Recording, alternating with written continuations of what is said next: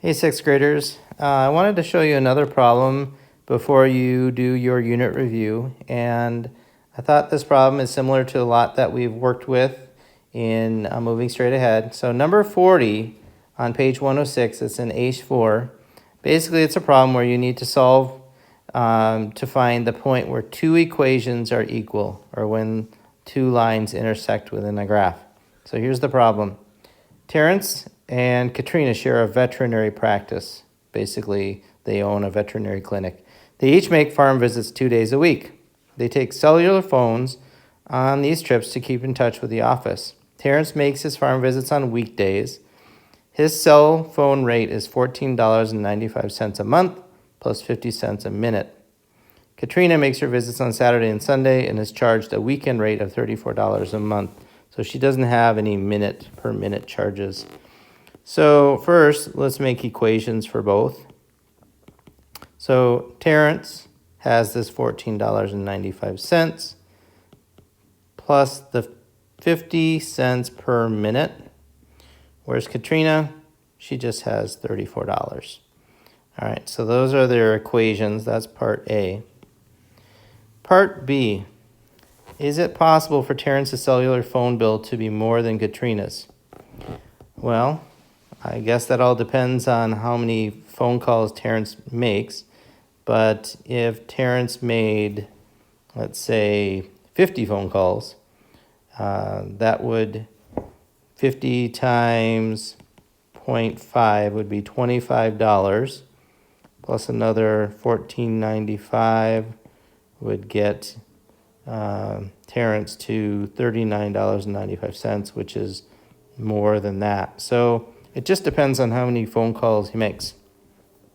All right, letter C, I'm going to put down here. Suppose Terrence and Katrina made the same number of calls in the month of May. Is it possible for Terrence and Katrina's phone bill to be the same amount? And if so, how many minutes of the phone calls would each person have to make for their bills to be equal? This is where, if we were graphing it, we would be looking for where they cross. So remember, in order to do that, we need to make the two equations equal. So we're going to bring Katrina's equation there, and we're going to make that, hers is just 34. And then we're going to put in Terrence's equation of 1495 plus 0.5 m. And so basically we are solving for m. All right. So the first step is we would be taking away 1495, which would give us 1995, I believe, equals 0.50 m. We would then divide each side by 0.50, and that would give us 38 minutes. So basically at 38 minutes, they both are equal. All right.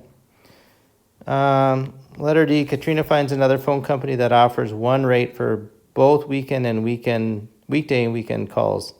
The billing plan for this company is given by the equation A equals 25 plus 0.25 m, where A is the total monthly bill and m is the number of minutes of calls. Compare this billing plan with the two other plans. So